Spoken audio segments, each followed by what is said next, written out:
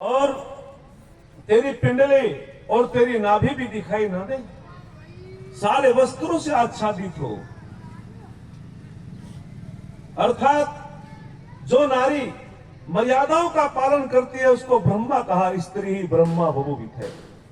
लेकिन मध्य काल में एक शब्द आता है वेदों में, सुषम कासा।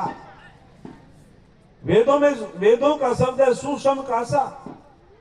सु माने अच्छी प्रकार, सम माने भली प्रकार से, कासा माने चमकने वाली। अर्थात जो नारी अपने चरित्र से, अपनी योग्यता से, अपने आचरण से कुल को चमका देती हो, बस वो ब्रह्मा बन जाती है, वो सृष्टि का उद्धार कर देती है। एक शब्द आता अदिति। अदिति कहते हैं जिसके दृढ़ संकल्प हो, जिसके संकल्प कमजोर ना हो, जिसने संकल्प ले लिया कि मैं प्रातःकाल सायंकाल यज्ञ करूंगी, जिसने संकल्प ले लिया कि मैं वेदों का अध्ययन करूंगी, जिसने संकल्प ले लिया कि मैं अपने कुल की मर्यादाओं का पालन करूंगी, अर्थात जिसके संकल्प दृढ़ हो, मजबूत हो, जो टूटने वाले ना हो, उसे क्या कहते हैं बोलो? अदिति। अदिति शब्द कहा गया। लेकिन मध्य काल में महर्षि स्वामी दयानंद के प्रादुर्भाव से पहले इस नारी की बहुत स्थिति खराब थी। पति के मृत्यु के बाद में पत्नी को जबरदस्ती अग्नि में जला दिया जाता था, और उधर उत्तराखंड नैनीताल में इस नारी को इसके विवाह संस्कार नहीं होते थे।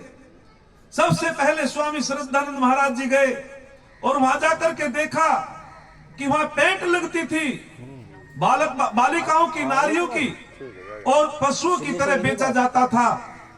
स्वामी श्रद्धानंद ने जाकर के जब देखा 40 साल का पुरुष 18 साल की लड़की को खरीद के ले आता था, स्वामी श्रद्धानंद की आंखों में आंसू आ गए। ए नारी, जिस नारी को वेद में ब्रह्मा कहा, जहां सामाजिक विवाह की व्यवस्था हमारे शास्त्रों में दी गई, और आज ये लोग संस्कारहीनता के कारण नारी का सम्मान नहीं कर पा रहे और वहां पशुओं की तरह खरीद के लाते थे। तब स्वामी श्रद्धानंद महाराज ने जाकर के वहां उन लोगों को समझाया कि आप सामाजिक विवाह संस्कार करो, इनका सम्मान करो।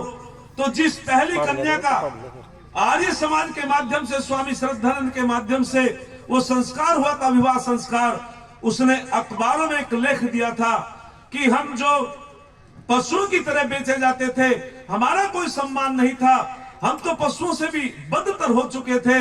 लेकिन मैं श्रेय देना चाहती हूँ आर्य समाज, स्वामी दयानंद और स्वामी श्रद्धानंद, जिसने हमको नारी का सम्मान दिया, जिसने विवाह संस्कार करके हमें बता दिया कि तुम्हारा बहुत बड़ा सम्मान है।